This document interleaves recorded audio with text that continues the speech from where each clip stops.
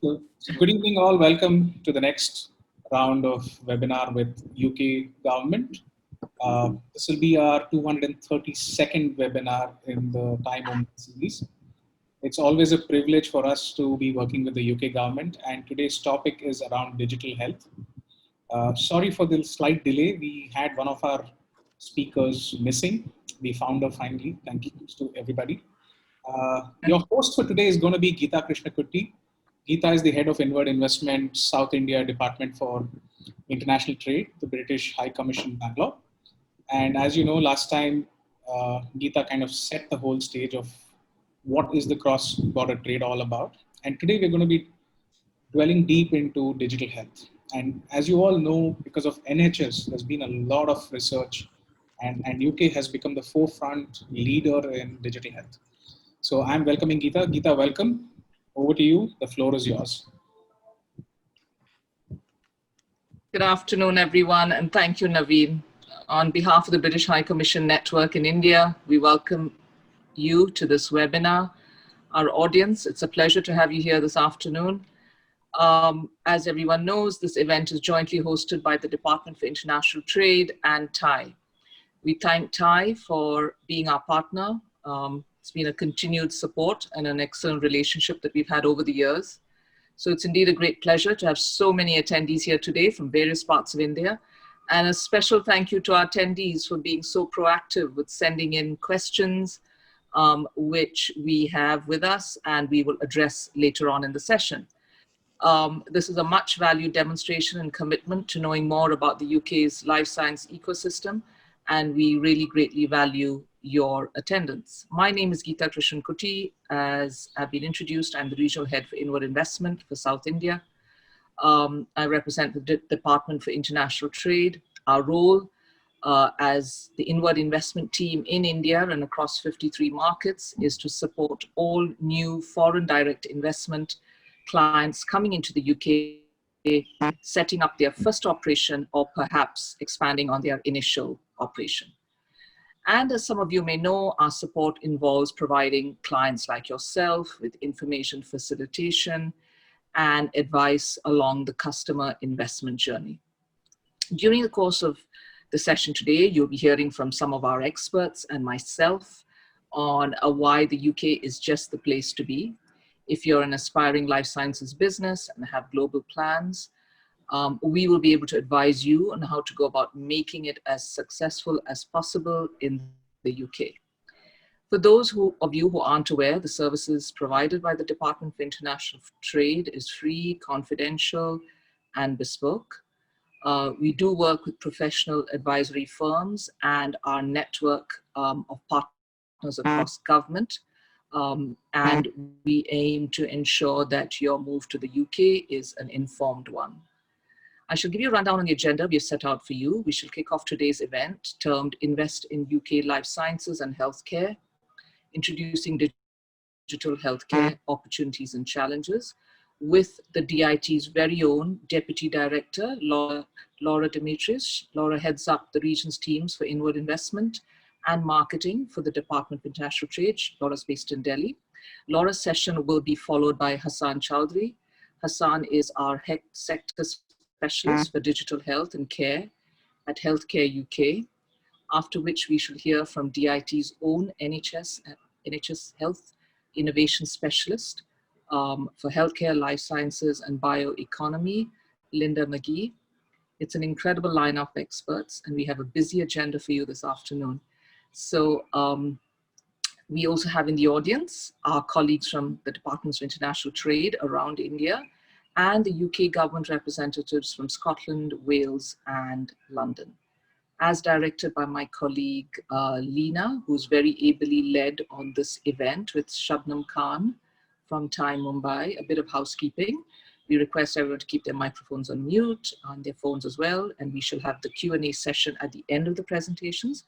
However, please do use the chat function on the side of your screens because I'm sure questions might crop up during the presentations and we shall address them at the end. It will also be great if colleagues of mine from DIT, the regions and the partners could put their contact details up on the chat so our audience will have an idea of how well based we are across the country And if the audience wishes to, it'll be great for them to do the same, so we know we have a profile of our audience as well.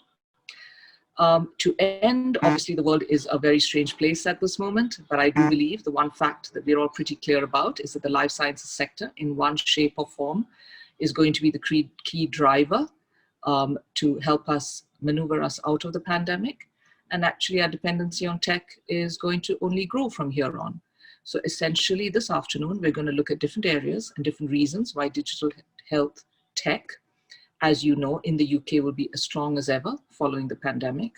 We will introduce you to the different aspects of what makes the UK a uniquely global and internationally competitive life science ecosystem.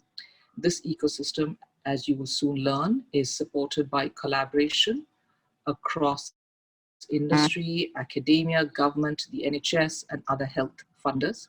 But most importantly, we will allude to how you, a globally minded life science company, can leverage the services of the Department for International Trade to find business success in the UK for your respective companies. And on that note, I will hand over to Laura, our Deputy Director, to say a few words on why the UK. Over to you, Laura. Welcome. Thanks, Gita. And if anybody can't hear me, do let me know. I've had some builder issues today, working from home like many of you. Real pleasure to be here, and thank you so much for inviting me to speak. Healthcare and life sciences is an area where I have some professional background, very much from the past. I used to work with the London and Thames Valley Pharmaceutical Group and actually Novartis quite a while ago, and so I've had some kind of personal relationships in that sector, and I've seen really the pharmaceutical sector and the life sciences sector really transform over the last 15 to 20 years. So it's really exciting that we're here to talk about digital health and the kind of new frontiers that is going to open up and has opened up. And I know colleagues are planning to talk about that in a few minutes. But really, I'm just here to kind of give you a little bit of a flavour of why we think the UK has a great offer on life sciences and why you should come and join us. I mean, we have one of the strongest and most productive life science sectors in the world. It's a global hub for life sciences. All major pharmaceutical companies I know from first-hand experience, but life science major players are represented, which I think, specifically given your demographic, gives you an amazing access to kind of like the life sciences supply chain. But also there's a kind of much broader and vastly growing ecosystem that exists in the UK, and that's makes it just very easy for people coming in as either inward investors or people moving their own business, startups, scale-ups, to just really easily integrate with that system, connect with researchers, connect with supply chains, connect with innovation networks, because that's what many of you are interested in and why you're thinking about relocating. And also importantly, connect with customers. You know, secondly, the business environment, as you know, the UK, we are very keen and we have positioned ourselves to be a globally competitive business and regulatory environment. And that just gives you kind of simplicity in terms of market access, and I think also value for market entry as well. That's another reason why life sciences in the UK is a really good option.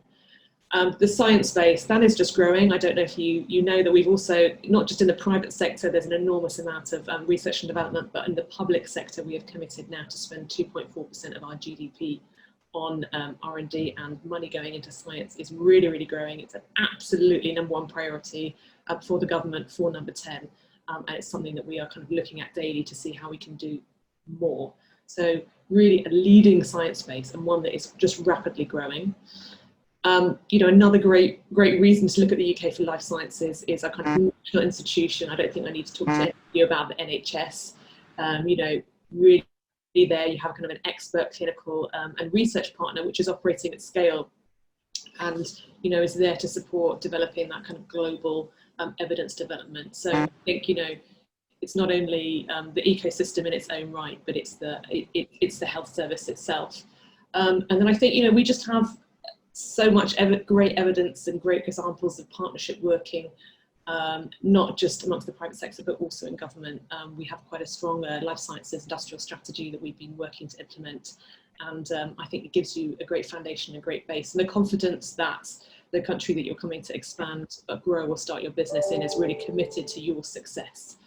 I think, you know, also, I mean, we all know that this has just really been you know, sadly, the COVID situation has meant this sector has really grown quite rapidly.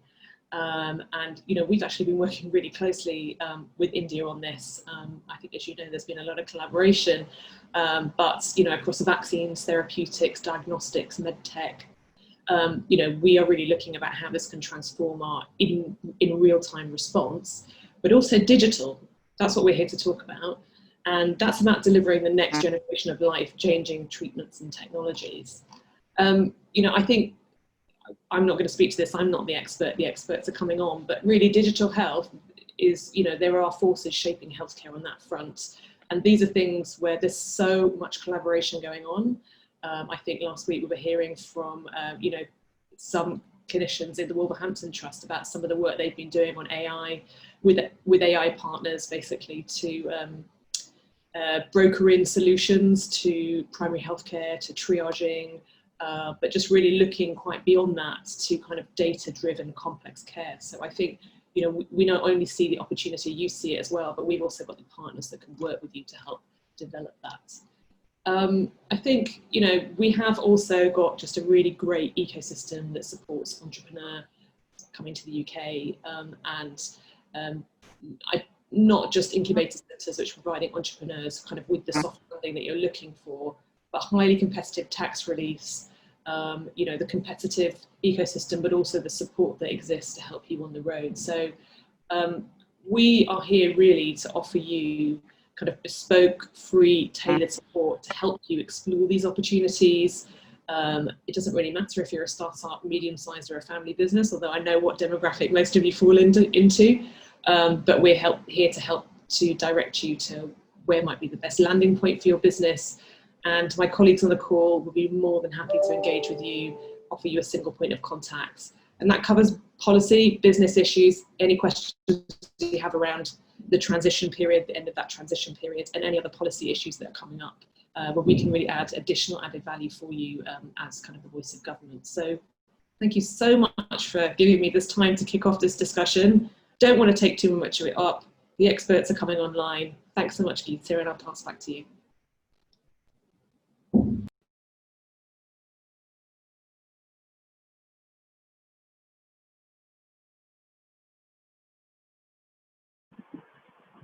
Gita, you're on mute. Sorry, my apologies. Thank you very much, Laura. That's a perfect segue into our next speaker, Hassan Chowdhury. Hassan, over to you, our sector specialist for digital health and care at Healthcare UK. Thank you so much. I'm just going to share my slides. Sure. I hope everyone can see them. And I just wanted to say thank you. It's an honor to be here with you all. And I agree with everything that's been said so far. Laura has made some fantastic points that I think I'll be touching on. And some of what I'll be saying will be expanded on in more detail by my colleague, Dr. Linda Mckee, who's speaking after me. I'd like to cover in the short period that I have with you, something that I find firms really like to understand before they make an investment decision. What exactly is the journey and the direction and the trajectory of digital health in the UK? It's only when understanding that you can see where you might fit within that story. So that's what I'd like to cover. My contents here are about the UK digital health journey in recent years, COVID-19, what does the UK need?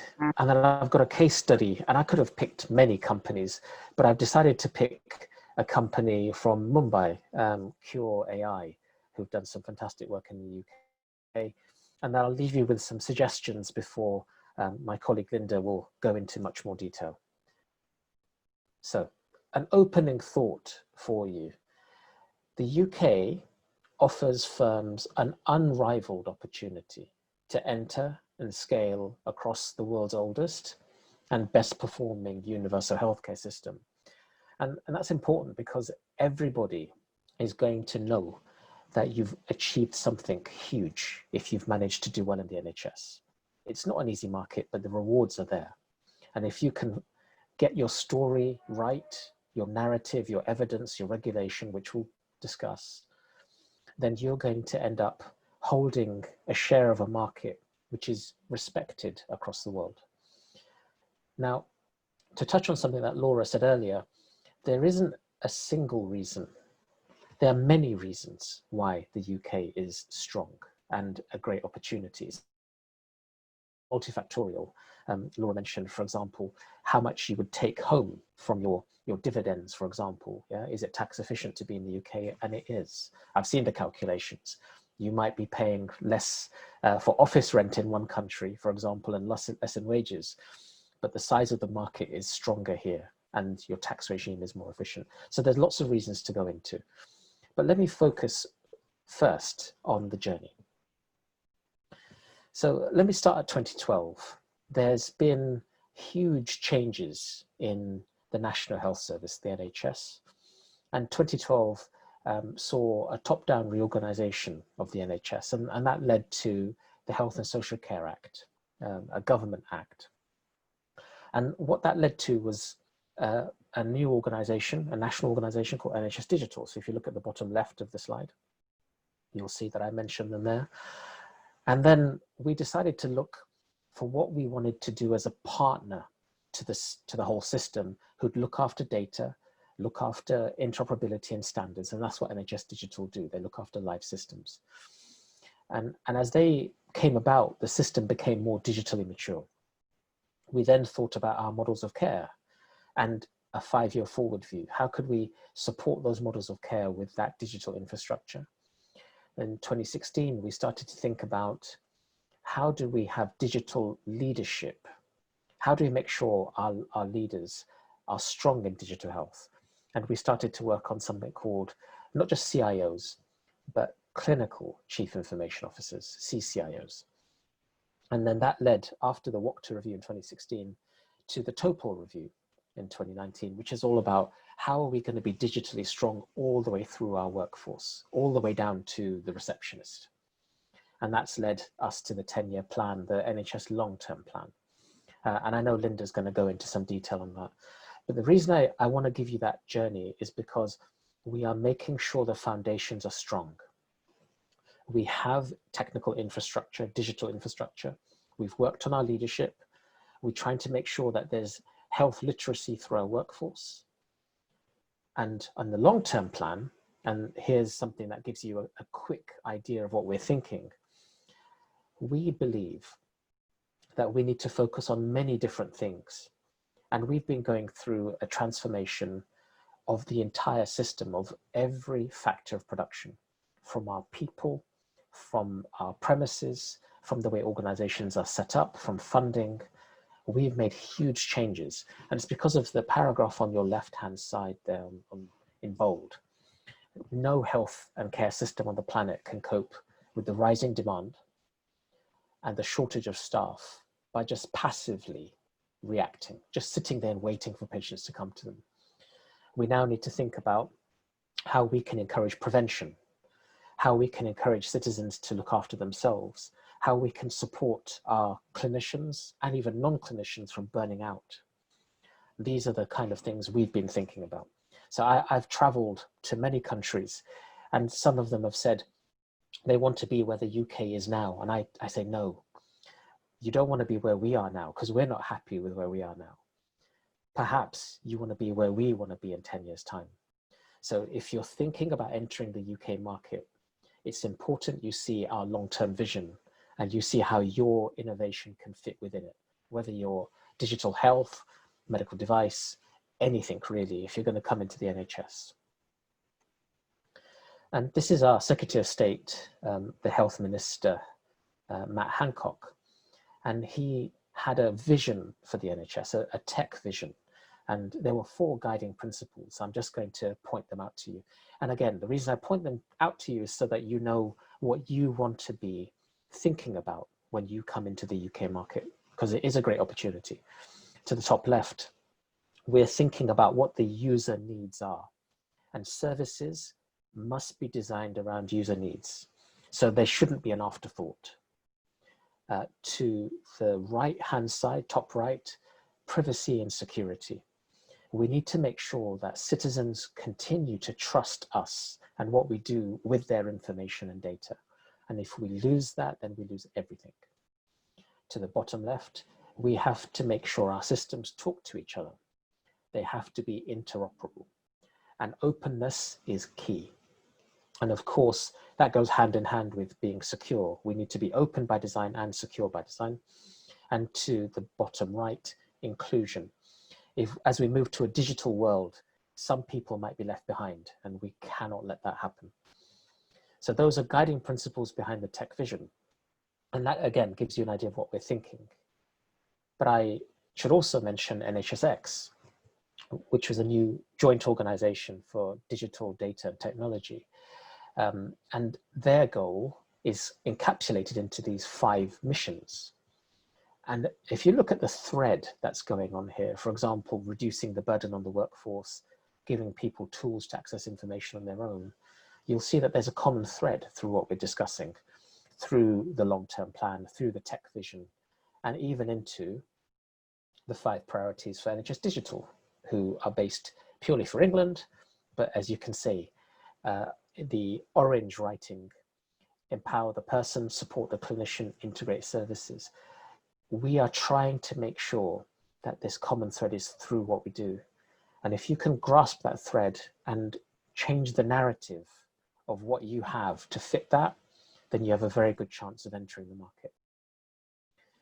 Just to focus very briefly on something that NHS Digital have been working on, and with about a population of maybe 55 million, 15 million patients already with access to digital primary care as of last year. And this has gone up rapidly because of COVID. We have NHS 111, which is a phone line where non-clinical call handlers can triage you. And we also have that online, an NHS app, so you can see your record.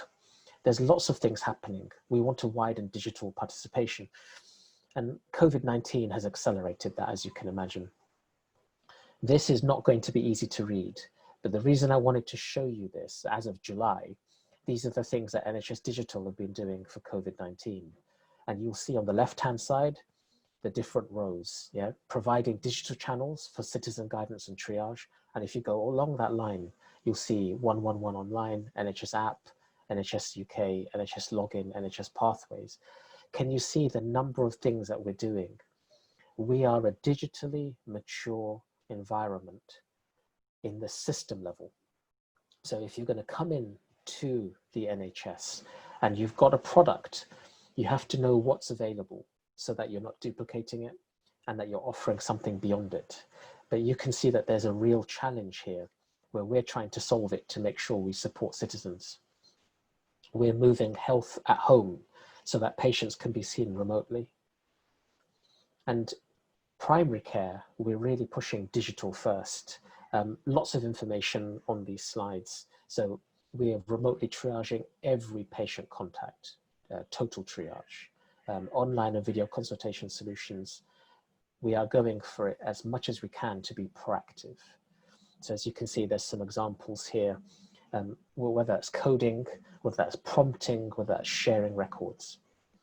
And we are doing our best to make sure this is inclusive. So can you see the direction of travel in the UK? This is what we need every company that wants to be successful in the UK to understand.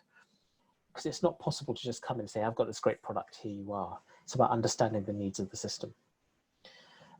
Collaboration is a huge deal now. I give the example here of Future NHS, which is an online virtual collaboration platform. And just in the data and analytics workspace for COVID, there's more than 11,000 analysts. So collaboration is a very, very big deal. So if you come into the UK, there'll be ample opportunity for you to see what's going on. We'll share all the information. It's about whether your technology and innovation can fit within that direction of travel. And one thing that's important to note is that we're about to go through something called the reset. There's an understanding that we have been doing things in a way that isn't necessarily the best, not the most efficient. We've been asking patients to come in person when they didn't need to. COVID has given us an opportunity to think about how to start again. And that means there's going to be opportunities for great technology from across the world to make a case to be part of what we have in the UK story. So what does the UK need? I can tell you straight off the bat, here's some examples of what the UK needs generally. Innovation that helps citizens look after themselves, as you might call it, self-care. Population health is a big deal because we're trying to move away from, if you like, individual organizations. We're thinking about populations, place-based care. Cutting-edge diagnostics is always going to be important.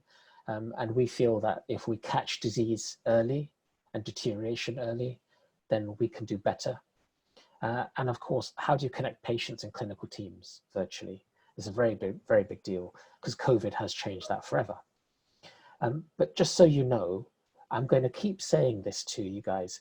Terminology is not going to be the same in any country, in any jurisdiction. So getting used to the terminology is going to be interesting. So what you might call telemedicine, we call technology-enabled care services, or TECS. And that covers many things. So telehealth, telecare, telemedicine, telecoaching, self-care apps. We've broken all of those things down for a reason. In case you have a telecoaching app and you're calling it telemedicine, it's worth seeing that there's a granular difference with all of these things. And this is a key area of focus. So if you have something that's world leading in this area, then there's going to be real interest. There's also a move, and if you follow at the top of the screen, you'll see digital health covers digital medicine, which covers digital therapeutics, often described as DTX. If you can see that digital health is broad, digital medicine is more narrow, and this is about evidence-based software, that's an intervention. But digital therapeutics is an evidence-based therapeutic intervention to prevent, manage, or treat a disease. As we move more towards DTX, that's going to be an area of huge interest. And at this point, it's worth mentioning ORCA, who are the organization that reviews and distributes health applications and health apps, and DTX. And below are two examples, Ampersand and Digital Diabetes Media, who are ranked very highly in the scoring and assessment from ORCA. And these are the things that we are really taking seriously. So if you have something in that field, there'll be great interest. So before I go to the case study, I just wanted to point something out, which is there's some things that are typically required. So if you look on the left-hand side, you'll see in red, you clearly in this market will need a problem that budget holders are willing to pay for. And that's going to require some deep investigation and discussion because who holds the budget isn't always that clear.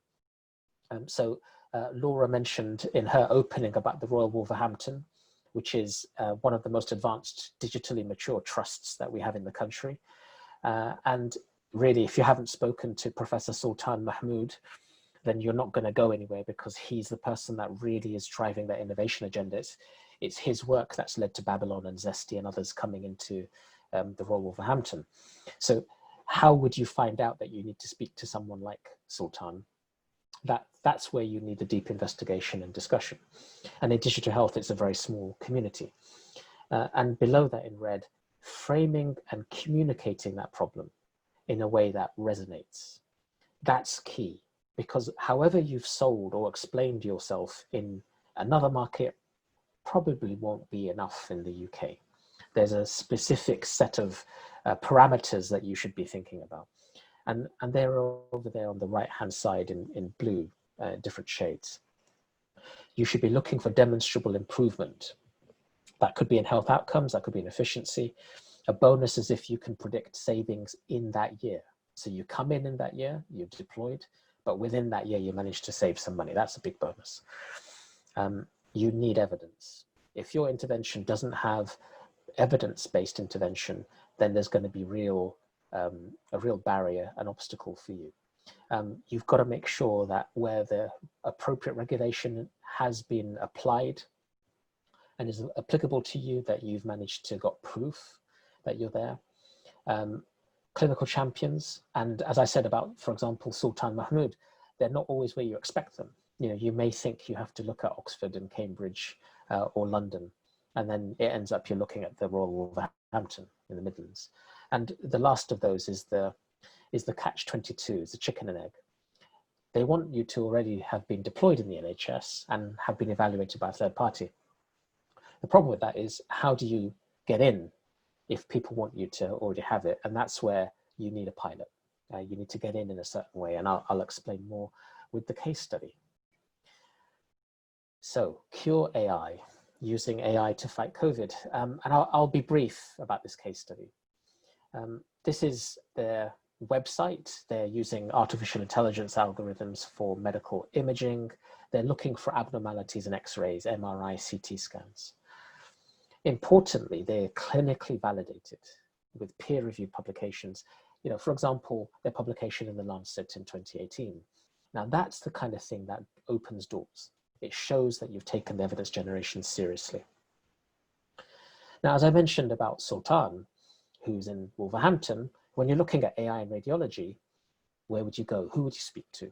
It may not be obvious that you'd have to go to Bolton and speak to Dr. Rizwan Malik, and this is his background. He is the kind of person that everyone in the digital health community looking at AI and radiology would say, Rizwan is the guru.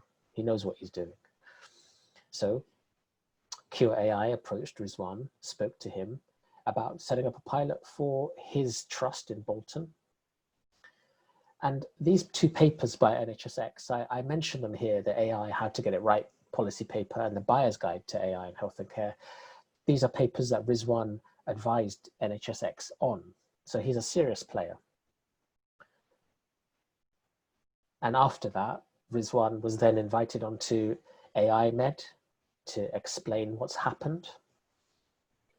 And then Forbes, so James Summerall, who has a very popular podcast, started to ask those questions because now Rizwan's put them in the limelight. Hugh Harvey, who is a real expert in regulation for AI, is saying that this is a great thing. The BBC starts to talk about this. Groundbreaking way to search lungs for signs of COVID-19. And they're currently nominated for HTN Tech Awards. Bolton have been nominated for the best use of AI for their partnership with Cure AI, as well as the overall Health Tech to Shout About category. Now, what does that tell us? It tells us it's possible, very possible, if you get your story right, get the evidence right, find your clinical champion, that you could end up having incredible success. And I've got to admit, that is very impressive. So going back to what's typically required, a budget holder, willing to pay for, who you've got to find that person, and they're not always easy to find.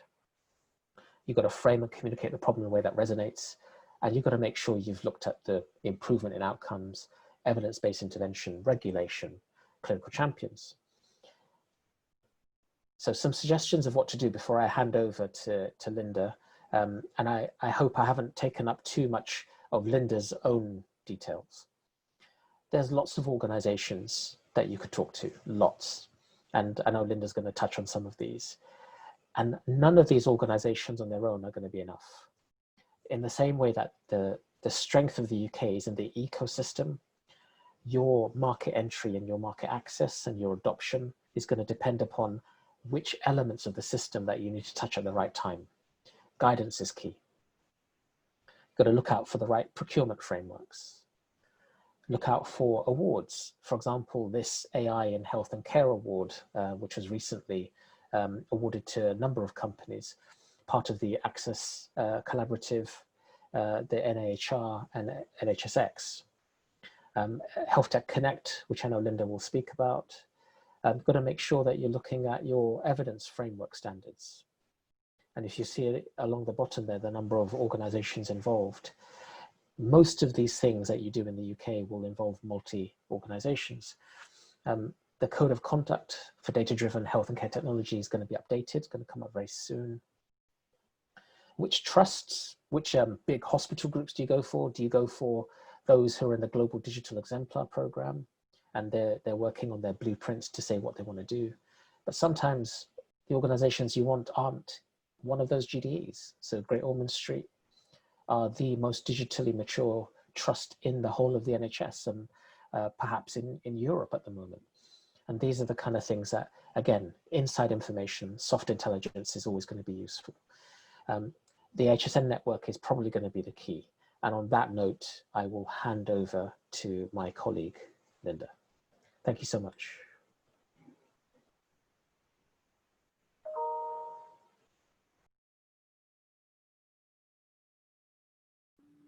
Thank you, Hassan. That was indeed very succinct, and my takeaways were access, economic opportunity, access to talent, and the incredible civic ambition of the UK government and empowering people, the incredible innovative public service, and just digitally enabling, influences that now we see that is being rolled out. And thank you very much for bringing that all together so nicely with a case study from none other than Mumbai City, which really landed so well in the UK last year. Thank you very much. And it's my pleasure to introduce Dr. Linda Mckee, my colleague who've been worked with for many years on the life science sector. Over to you, Linda. Thank you very much, Gita. I'm now going to hopefully share my screen with everybody. I hope everyone can see that now. Yes. Good, thank you. So Hassan has really said it all, but I'm going to delve down perhaps more into the nuts and bolts and give you a general overview of the NHS and associated partners who work in that innovation, development and delivery and adoption space. And I will highlight and possibly repeat, but I think it's worth doing so, some of the things that Hassan has already said.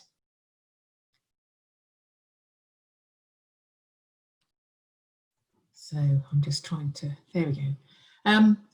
This was covered really, I think, by Gita and Laura at the beginning, but it is really the fact that the National Health Service is able to it develops its own innovations as well, and that's of interest to some, and is able to support you, innovators, companies generally, to research, develop and evaluate their products and the services. It is, as we've all said, one of the world's best healthcare systems, and so can provide that testbed for your global markets, not only our UK market, but as a real imprimatur for overseas as well. I'm going to speak a little bit more about the dedicated support infrastructure we've got. I'm going to describe, in addition to what Hassan's already told you about how our national agencies are working together very much to improve the NHS innovation pipeline and adoption process. Hassan set out so well what this is, what the plans are in digital health, but it really, it's about all of the innovations, and we want to ensure that the best innovations from all over the world are adopted in our health system. We do have a very significant commercial sector, and with connected clusters across the UK, I'd echo exactly what Hassan said. It's not necessarily those that you might automatically go to, but we've got both academic and clinical expertise, as well as centres of excellence to support companies all across the country. And we have this government commitment to innovation that's been underpinned by sustained partnership, I think as Laura mentioned as well, through industry with sector deals, and the life sciences, which encompasses health of course, was the first and has had 2 sector deals. So again, emphasis on this sector as being so important to our health and wealth. So for those of you who are not familiar, this diagram just shows you the National Health Service. It is a National Health Service, but we do have the devolved regions. So all of the NHS components have the same aims and objectives and a common cause, but they are managed in the devolved nations. So NHS England is covering the largest proportion of the population, as you can see, and then we have NHS Scotland, NHS Northern Ireland and NHS Wales. And it will really depend on what you're looking for, but there may well be advantages in working initially with one or more of the devolved countries initially. So, and I will just touch on an example from Scotland in my case studies. It's also worth highlighting that the NHS represents something of the order of 85% of the UK's healthcare market, but delivery comes via both public and private providers. And I'll describe a little bit more about that in the next slide. So we have contracted services and supplies, of course, to the NHS.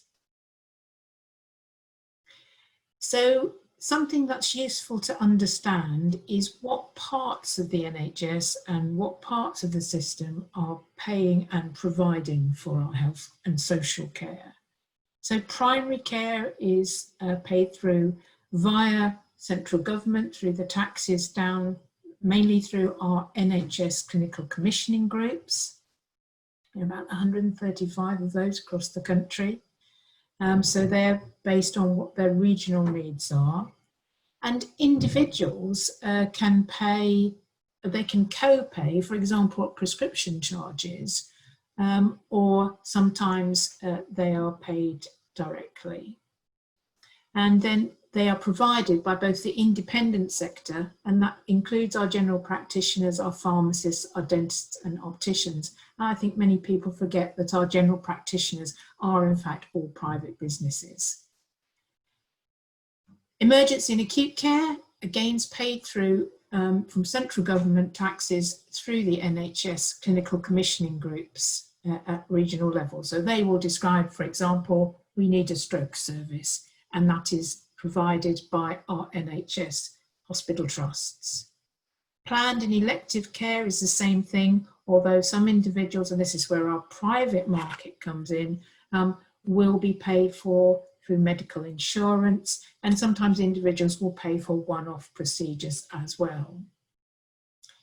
Delivered through our NHS trusts as well as the independent sector, and we have a number of large medical insurance companies, many of whom have their own hospitals as well.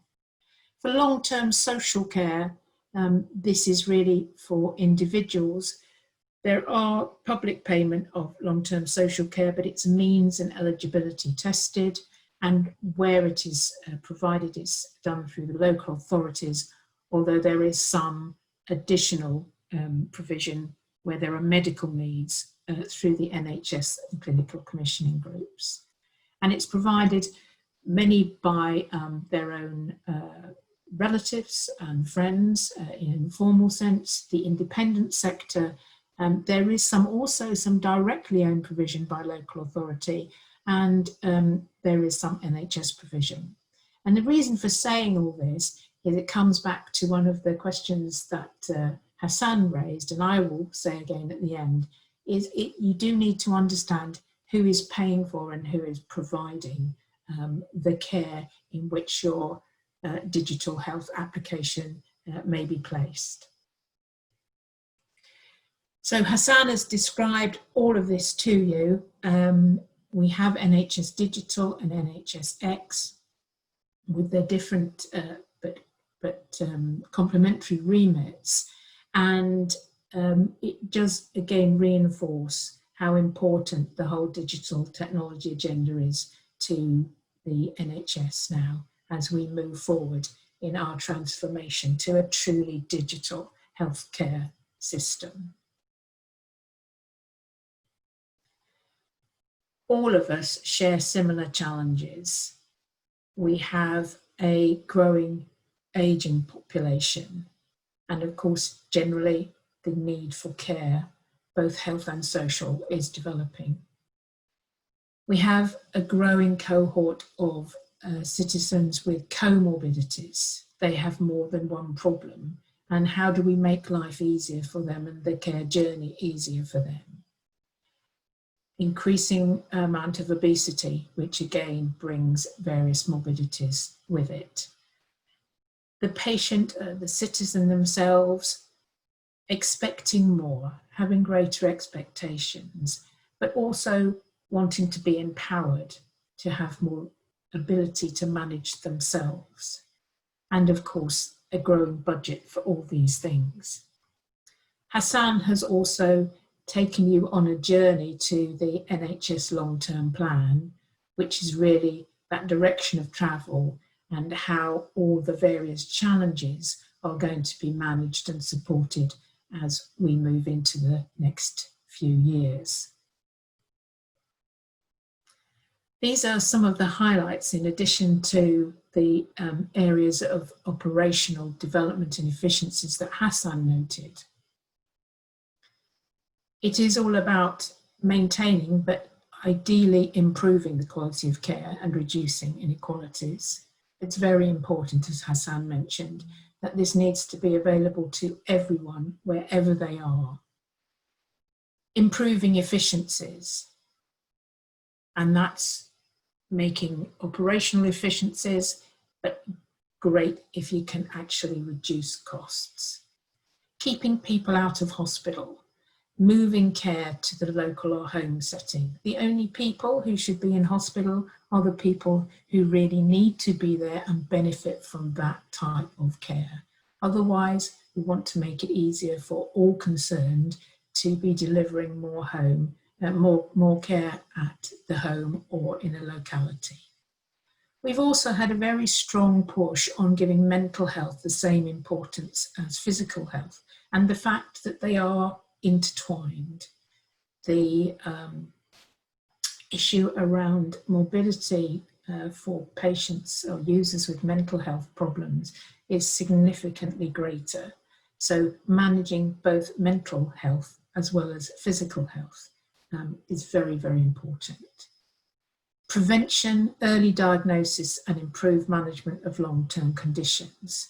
So a great deal of focus on precision medicine, genomics, being able to identify at-risk individuals and populations. Improving the patient experience, and that includes end of life. And I've just put at the end in red, it is, and Hassan has described this in full, increasing the range of digital health tools and services. So investing in improving the NHS IT system and in developing new technology and all that comes with it around staff enablement and so forth. So there's quite a lot on this slide. But it's to give you an overview of all of that infrastructure that's now available to support innovation from invention right through to adoption. So right over on the left-hand side of your screen, you will see UK Research and Innovation, and particularly InvestUK, part of that, and they do provide funds, competitive funds available to companies, small companies, if they are UK based. So that's something that is important to know. And there are very considerable funds available on these competitive processes, including on many occasions we have digital catalysts and so forth.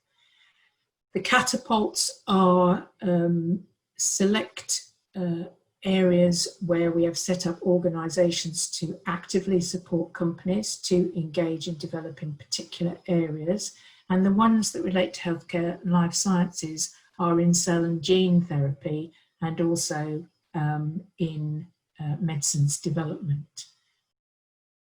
We have a number of grand challenges, including the AI and data economy, and the ageing society, and we see those intertwine and overlap in industrial support funding, challenge funding, for example, in precision medicine and genomics.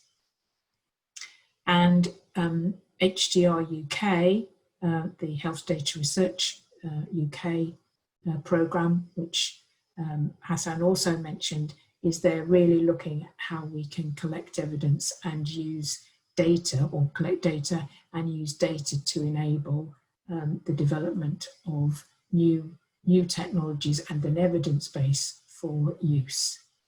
The central bit's really describing the support infrastructure funded by the National Institute for Health Research, which is across England, and there you have everything from clinical trial centres and clinical research facilities through to late phase clinical research. A very considerable amount of investment spent every year, and this is in centres around the UK. And I'm going to go on the next slide and tell you something about particularly where there's a digital health focus. But we also have the academic health science centres, and I'll come on to them, along with the academic health science networks, which are collections of academic and clinical NHS organisations working on the early phase through to late phase and adoption of technology. On the right-hand side, the Accelerated Access Collaborative, Hassan's mentioned, and this is the body of all the relevant players in the innovation landscape, and the regulators and the NHS who can bring about the adoption of well-evidence and transformative innovation. The MHRA is the body that regulates digital health technology, and NICE is the body that looks at value for money in the NHS. So just to highlight some of this dedicated infrastructure for AI and data-driven health technology, we've got the 5 centres of excellence for digital pathology and radiology with AI in NHS, and that's drawn out as a particular need for us. And Hassan referenced the case study with Cure AI. We've got the health data research hubs who are looking to maximise those insights and innovations that we can develop from the use of health data. And they've got NHS, academic, patient, charity and industry partners. There are 5 digital accelerators within the Academic Health Science Network and a further 3 digital health incubators. NHS has set up the Artificial Intelligence Laboratory, and that's really there to magnify the benefit of AI solutions for our toughest challenges, and they include early cancer diagnosis.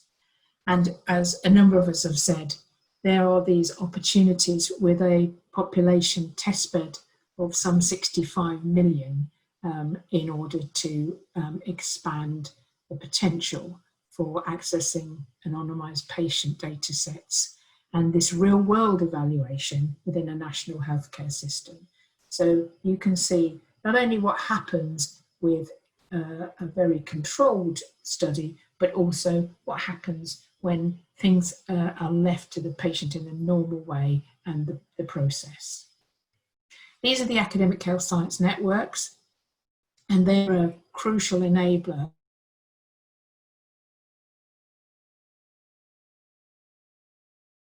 accelerated access pathway. And there, as you can see, these are across England again. There's 15 of them, and they're operating at a population level of about 3 to 5 million, and they include all of the NHS and indeed local authority organisations within their region. So that's how they work, and they all have commercial and business teams to engage with industry. Health Tech Connect, this is the single portal. It's open to any company anywhere in the world to register, and through that registration you can access the innovation support and evaluation system, and NHS Supply and NICE also look at those registrations, and then all of those support organisations will come back if they feel they are able to support that innovation in some way or provide some advice that would help to develop it. And the website's there, and we can provide this information afterwards. So I would urge you to have a look at that, and it's open for devices, diagnostics and digital health. There's a separate system for biopharmaceutical applications. I'm just going to quickly show 3 case studies. These are not from Indian companies, but they are from across the globe, just to demonstrate some of the other types of technology, data technology type innovations we've had. So AliveCore is focused on the early detection of atrial fibrillation in the NHS, and you can see the stats there as to the number of patients affected by this. And if it's not identified, there is a very major increase in risk of stroke, and typically the worst kind of stroke, so survival rates low. So the NHS was focused on this challenge, and it was taken up as a priority across the academic health science networks. And there was a work stream around this, looking at the adoption of digital technologies that would support this early detection and management. AliveCore was one of them. There were others. And as a result of studies undertaken and full evaluations showing the budgetary requirements as well as how it would improve the system, then the NHS Innovation Accelerator took these on, and the NHS Innovation Technology Programme was utilised to pay for a national rollout in primary care over a year to establish further real-world evidence. Healthy.io is looking at supporting people at risk from chronic kidney disease, and this is a home test, so a diagnostic test, but uses smartphone technology, so it makes it much easier for non-clinical users to use it, and you can share measurements through a smartphone.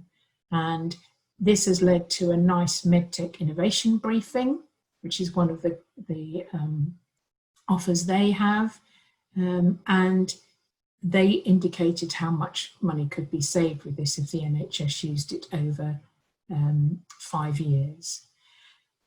The company has worked with the NHS Innovation Accelerator also, and Greater Manchester's AHSN Digital Innovation Accelerator.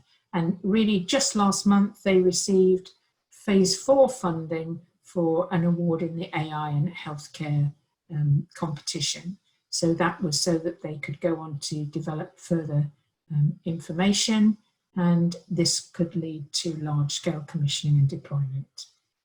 And lastly, one from Scotland here, Canon Medical, which produces and manufactures diagnostic imaging systems, and they worked at a local level in Scotland to set up their MedTech European Research and Development Centre.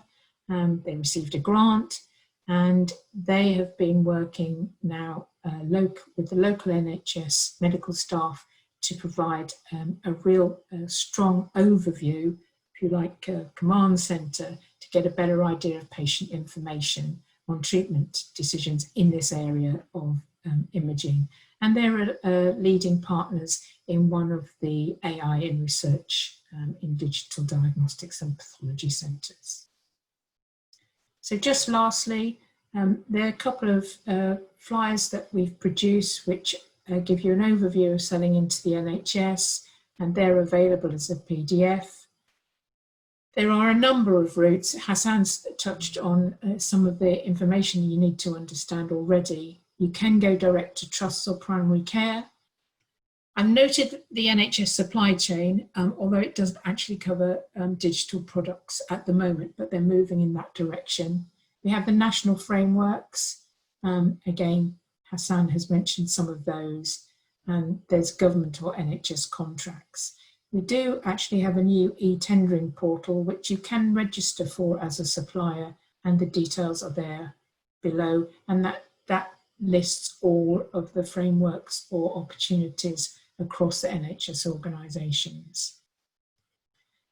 And lastly, and Hassan again has covered this, but I think it is worth to reiterating, the company checklist, and again that document provides the questions, but also some of the links to the places you can go to help you answer some of the questions or get help and advice.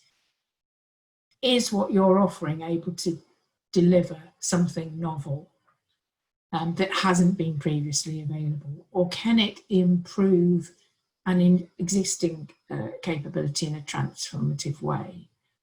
Does it provide significant cost savings, for example, or can it expedite decisions around the patient's treatment?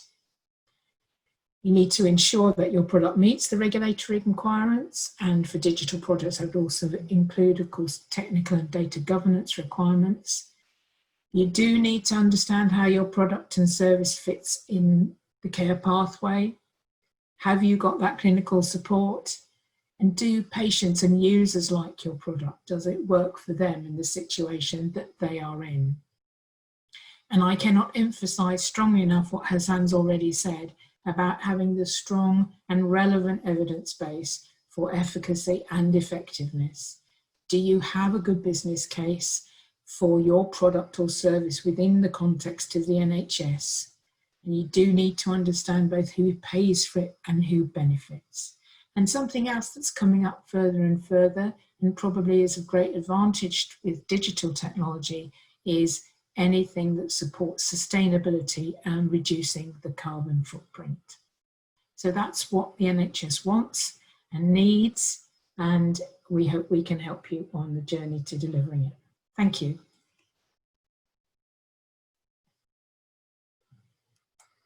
Thank you very much, Linda. Thank you once again, Linda. That was fantastic. It pulled together the key points that we've all been so keen to hear more about: the NHS, the world's leading healthcare system. You know, just the way you laid that out on the long-term plans, I think that's really key to our audience, as well as, you know, what's most significant is really sort of understanding how we meander around the ecosystem of digital health in the UK. And thank you very much for it. And warm thanks from all of us to our panelists. We're going to move into the Q&A session, so I would request our panelists to please stand by for the questions. We have a couple of them which have come up on the chat, but I would definitely like to start with my most favorite one, which is: how does the Department for International Trade help companies set up in the UK? That is really easy to explain. Once again, through our knowledge bank, our specialist expertise, our extensive networks, DIT can help identify and leverage potential opportunities, both for trade and investment for your company in the UK.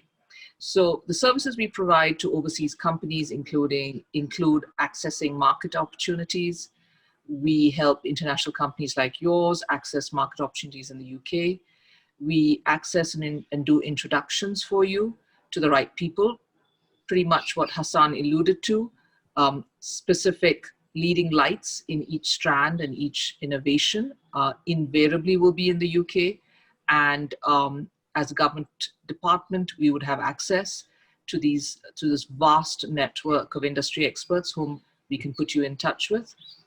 Setting up in the UK, it's all the housekeeping issues of applying for a visa, entry to the UK, our processes, the UK tax environment, site selection, where to locate in the UK. And that's why it's important that we have some of our colleagues in the audience today who are representatives of various regions in the UK, so they take a handover from us and ensure that the information you get is bespoke.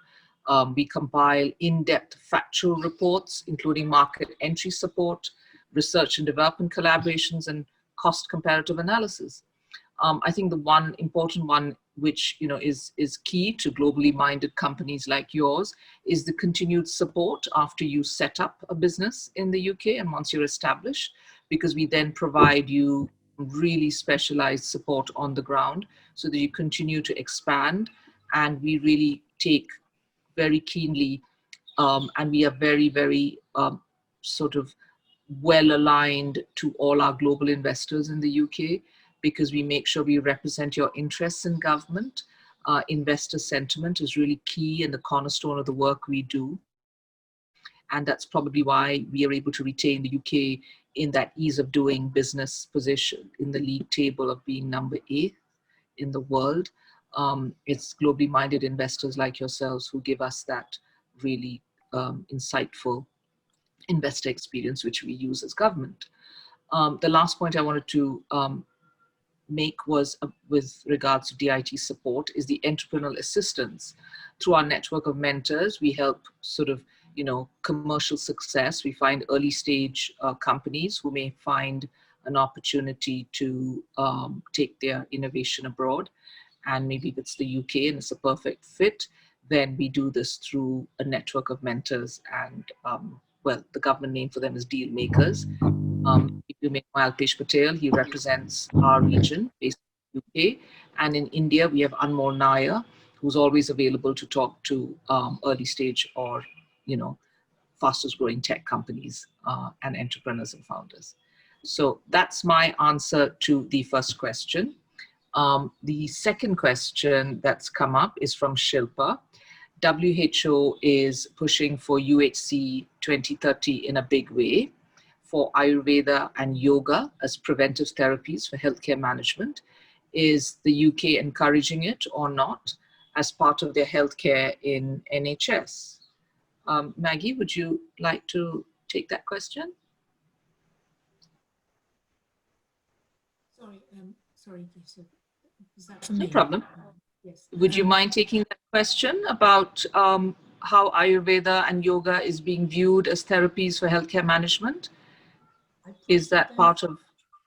I don't have a great deal to say. Clearly, the NHS is certainly, there's been a focus on well-being.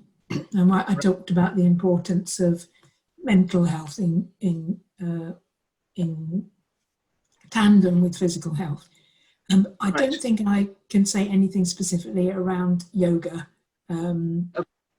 There's clearly private, people do, yoga is very popular, and people pay privately to go to classes, but I'm not aware of it being prescribed as yet by the NHS.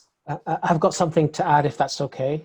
There's a field that we're talking about called social prescribing, which is where we prescribe things that are not drugs or devices or even digital. Right. So, for example, please go swimming. I'm going to prescribe you to go and play golf, right? And therefore, the discussion about Ayurveda and yoga would fit into social prescribing. There are communities of what they call link workers. And there's a British company called Elemental, who are experts in social prescribing. So if you have an area like that, that's who I would reach out to. So basically the question is, NHS is supportive, or the healthcare system in the UK is supportive of integrative medicine and therapies for healthcare. Yes, absolutely. You've just got to see that it's growing, and you've got to find the right champions for it at this stage. Sure. Robotics, that's a question which has come out quite a bit. Robotics in healthcare in the UK? I can make a quick comment. We are very interested in two areas: robotic process automation, RPA, because we have lots of tasks that we want to automate. But separate to that, robotics is obviously a big interest, but we need always and we've had this with blockchain recently, where people have said, hey, I've got a blockchain solution. And they talk about the thing, but they're not really talking about what it solves. So you've got to come in with an answer for what the robotics is going to do. If the robotics is going to help you with, for example, with surgery, keyhole surgery, and you've got great evidence for it, fantastic. So they'll be interested, but in the end, in the NHS, the conversation is all going to be down to what do you solve? How much does it cost versus the value, the return on investment? That's what they want to get down to. I think the only thing I would add there with robotics and more robots is in the healthy aging agenda, and looking at an increase of robot support for elderly people and keeping them company, as well as supporting staff to carry out tasks. And this perhaps has been accelerated slightly with COVID, again, because you don't have that personal touch. But I think everyone would agree that robots, little robots, if you like, are not do not replace people. But that's the other application of robotics. Right. Yes. Actually, there was a question around that about robotics replacing people and medical care. So I think that's the answer already. From Mr. Gita, the question about whether artificial intelligence is going to replace doctors, I think if you have artificial intelligence, machine learning, you should try to replace the doctor. You should aim that high, knowing that you're never going to make that, or at least not perhaps in the next 30, 40 years.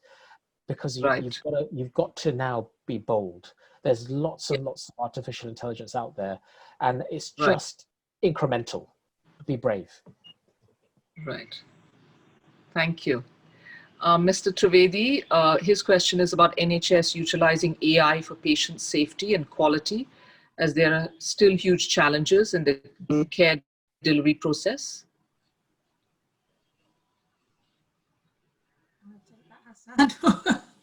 Okay, I'll take that. The conversation about using AI is a good one because we've got data. The availability of high quality data that's longitudinal, been for many years, is available. If you're going to make an application for that data and you're going to promise to make sure that you look after it, you're not going to sell it, you're not going to mine it for patient information, to market to those patients. If you're using it appropriately, the data is available for you to solve those problems. So if you come into the UK and say patient safety is the problem, great. The problem, though, is that the patient safety information is probably held by a private company. So you'd have to make a deal with them to get hold of that. So, for example, RL Datix, they're world leaders in patient safety. Their data, they can't give it to you without the NHS saying yes. So you've got to find multiple ways to get hold of that data. But if you have a great algorithm, that would be fantastic on patient safety. Super. Well, that's a fab segue into the next question from Sagar, which I think is absolutely topical, is what's the take on healthcare data being exported out of the EU? Would one need to store this data inside the UK/EU? What's your advice on geolocations with regards to data? Okay, so the phrase that is now the most popular phrase in data, and my background is data, is federated data model. A federated data model means that you go to the data, or you take your algorithm to the data, you do the analysis there, and you take the output away. So the data doesn't leave the jurisdiction, and you don't break the social contract. Now, if you're able to play within the federated data model, or even set up a federated data model, people are going to be very interested in talking to you. But the idea that sensitive data is going to leave the UK and be handed over to another jurisdiction is going to cause you huge problems, and nobody in the UK is going to be happy with that. But if you have a way of coming to us with the algorithm, we will make that work. And that's why HDR UK, which Linda's mentioned, really want to work on industrialization of healthcare data for research. Got it. Thank you very much. We rarely have an event without a visa question. So Deepali is our colleague from the UK Border Agency, and I do believe Deepali is in the audience. Deepali, would you be okay to take a question on startup visas? And could we come back to you if you can unmute yourself, or Yes. would you? Okay, super. I'm very much here. I'll be happy to answer any questions. Perfect. What are the current startup visa rules in the UK? So startup and innovator visas are the ones which were introduced in place of the entrepreneur visa, which was earlier, but no more is there now, sadly. So for innovator and startup visa, one has to first go through endorsing bodies. So visa part comes later. Once they're endorsed by the endorsing bodies, which are government appointed bodies, then they can with a letter of an endorsing body in hand, then they can apply for the visa. And visa part is just checking the documents for us and giving them visas. So the actual and real part would be getting endorsed through some endorsing body. Fine. So I think the key here is the endorsing body, right? And then you can move into applications. Fine. Gita, can I just add to that? Because I think, it's really important to understand the difference between the startup visa and the innovator visa. So as Deepali was saying, the innovator visa was actually introduced to replace the tier 1 route. The startup visa was introduced to replace the graduate entrepreneur visa. They are quite different. The great thing about the startup visa is it doesn't have the investments associated with it, because it is looking at people coming out with very early stage businesses. And it gives you 2 years to work on that in the UK. However, it is not a route to settlement in the UK. If you are looking to kind of move to the UK, build your business and settle over a longer period of time, you do need to look at the innovator visa routes, and that does have kind of capital requirements next to it. I believe each person on the visa, so each kind of innovator, there's a 50,000 kind of capital raise associated with it, and you need to be able to demonstrate that. DIT, as I understand, actually is one of the endorsing bodies. I can't remember if it's for the startup or the innovator visa. Obviously, there's a large number of endorsing bodies within the ecosystem. So endorsement, I think, making sure that you have a good idea is part of the endorsement process. But I think actually, if you're, as an entrepreneur, it's just really crucial to make sure that you start to pursue the route that's right for you, depending on what you're thinking that you might want to do a couple of years down the road. Thank you, Laura. So I hope that's sort of untangled the difference between the visa categories, but most importantly, if you do have plans for the UK, you do need immigration advice. It's very much part of our service and our offer, and our colleagues from UKBA will be available once we do a one-on-one call with you. Moving on to the next question, that's from Sanket. How do you see the UK's role evolving in terms of the generic pharma market and its regulatory position, especially post-Brexit? Will past portability of regulatory approvals still apply? Hassan, would you like to take that? I was going to hand that to Linda. Okay, sure. Sorry, Linda. I'd have to go away on that one because Okay, sure. It's not something as specific area. Yeah, and I think much of this will unfold, but definitely we'll come back on that one because I think it makes sense for us to not in any way second guess what could be happening shortly. I'm just reading these questions, sorry. Are there any market opportunities for training and accreditation designing facilities opportunities? Training and accreditation, designing facilities and opportunities? Sorry, so training and accreditation opportunities. There's always opportunities, but the UK would regard itself as a leader globally in medical education and training. Therefore, you're walking into an area where there's a lot of strength. So again, if there's no reason why you shouldn't bring a world-leading solution to the UK, but you've got to think about how to position it.